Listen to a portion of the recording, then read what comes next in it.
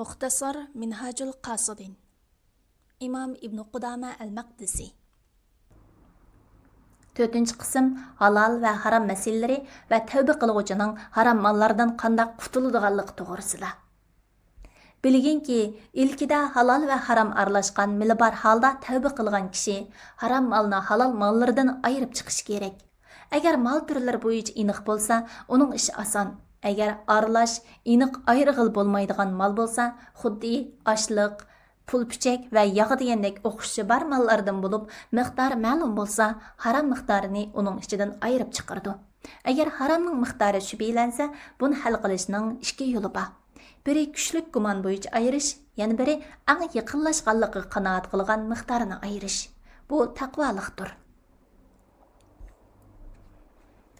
Haram malni ayirib chiqargandan keyin, u malning muayyan bir egisi bo'lsa, shu egisiga yoki uning merosxo'riga berish. Agar u malning ortiqchisi va foyda kirimi bor bo'lsa, hammasini yig'ib topshirish vojibdir. Agar malning egisini tepib chiqishdan umid uzilsa yoki mal egisi o'lib, merosxo'ri qolgan yoki qolmaganligi bilinmasa, u mal sadiqa qilinadi.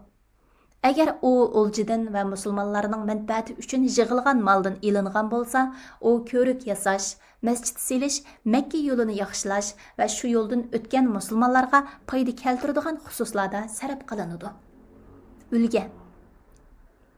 Agar bir kishining qo'lida halol va shubhalik mal bo'lsa, halol malni o'ziga sarf qilsin, kishining bu halol malni yemak-ichmak, kiyim-kechaklarga sarf qilishi, uni lo'ngga qo'yib qanalg'uchining va boshqa hunarmandlarning ish haqqiga, tunur o'tini, chiroq miyi va shuning o'xshagan ishlarga sarf qilganidan yaxshi deb qaraladi.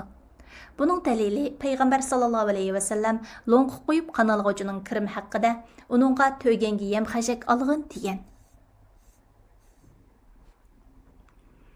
Agar ota-onaning ilkida haram yo'ldan topgan mal bo'lsa, ular bilan birga tomoq yemaslik kerak. Agar u shubhalik mal bo'lsa, ota-onaga illiq muomala qilinadi. Agar ota-ona balasining o'zlari bilan tomoq yemaslikni qabul qila olmasa, azroq yesa bo'ladi.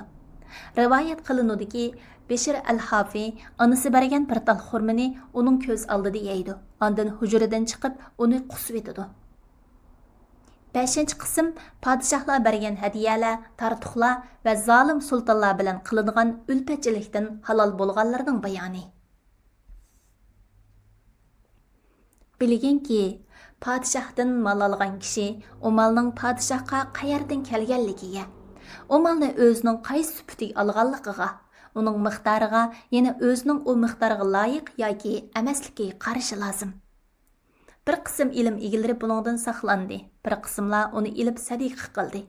Bu zamonda uningdan saqlanish afzaldir, chunki uningda qandoq kelganligi aydin. Uning ustiga bosh egish, so'rash va munkarga sukut qilish bilanla uningga erishilmoqda. Salaflardan ba'zilar bo'lsa, undaq malni ilishga loyiq turibmi, almaganlarning barligini ilgari surib almagan. Bu aslida o'rinliq bahona emas.